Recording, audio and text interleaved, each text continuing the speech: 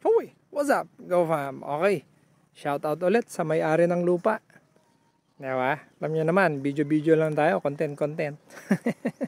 Okay, so eto na yung tinanim natin noong May 26, I think, or 24.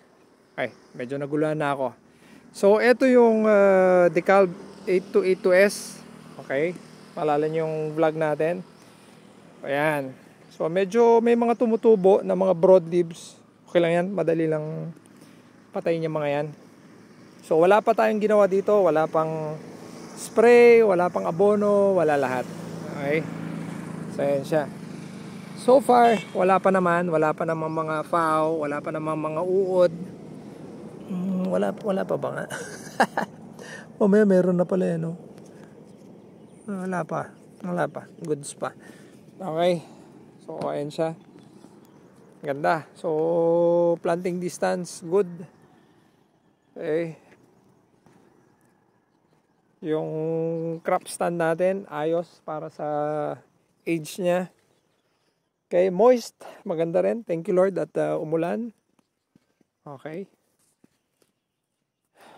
So, wala naman tayong masyadong mga missing hills. Pero meron pa rin kasi hindi mo perfect yan eh. Yan, meron yan. No? Pero very minimal. Okay? So yan.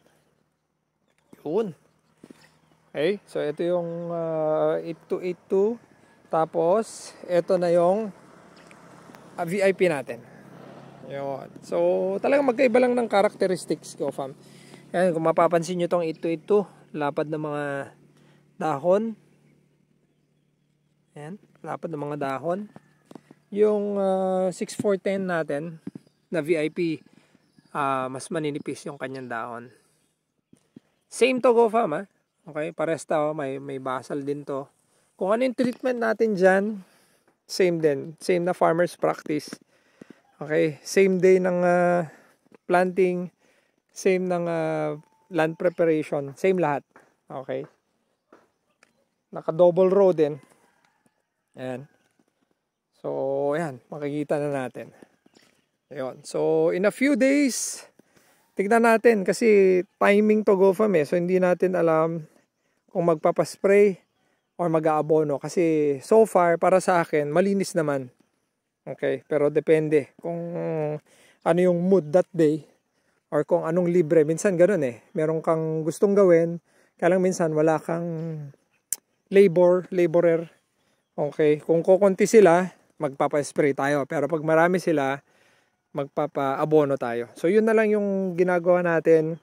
Sana lang makagawa tayo ng anong tawag doon? Yung mechanical sprayer para mas matpadali. Tapos even yung, kahit yung sa side dress man lang, meron sana tayong makinang ganon. Ayos na. Goods na goods. So, yun. No? Meron na rin tayong paragis. Go Fam. Ito. Oh.